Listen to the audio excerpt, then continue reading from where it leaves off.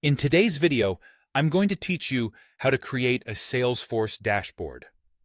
Dashboards are powerful tools that allow you to visualize your data, enabling you to derive valuable insights and make informed business decisions. By the end of this video, you'll be equipped with the knowledge to set up your own dashboard from scratch. So, let's get started. First, you'll want to open your Salesforce interface. Once you're there, look towards the top corner of the screen where you'll find the Dashboard section. Give that a click, and it will lead you to the dashboard page. When you're there, look around the upper right area of your interface for a button labeled New Dashboard. Clicking this button kicks off the process of creating a brand new dashboard from scratch. At this point, you'll need to give your dashboard a name. Consider choosing a name that's both descriptive and concise, as this will help you keep things organized and easily identifiable for future reference. The next step involves assigning your new dashboard to a specific folder. Folders play a crucial role in categorizing and managing your dashboards efficiently, which is incredibly helpful when collaborating in larger teams. If you do not have a folder set up yet, don't worry. You can create one right on this page. Additionally, though it's optional, adding a description to your dashboard can be beneficial. Providing a clear purpose for the dashboard can make it simpler for you and your team to understand its function at a glance.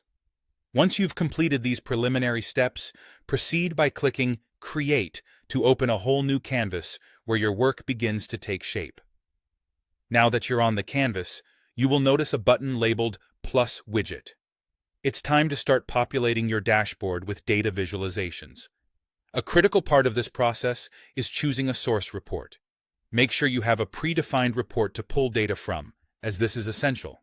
Without an underlying report, the widget won't have the data it needs to display. With the source report selected, you can now choose how you want to visually represent the data. Options include bar charts, pie charts, line graphs, gauges, tables, and metrics, among others. Pick the visual type that best suits your data and the insights you wish to communicate. Once you've made your decision, click Add to incorporate the widget directly into your dashboard. As you add each widget, you're gradually building a complete visual narrative. With all your widgets in place, the last task is to save your work. Simply click Save to ensure everything is securely stored in your Salesforce environment. And just like that, you've successfully created a dashboard in Salesforce. You can now explore and interact with your data dynamically, marking a significant step forward in maximizing your Salesforce capabilities. Thank you for joining me today, and I hope this guide has empowered you to make the most of your Salesforce experience.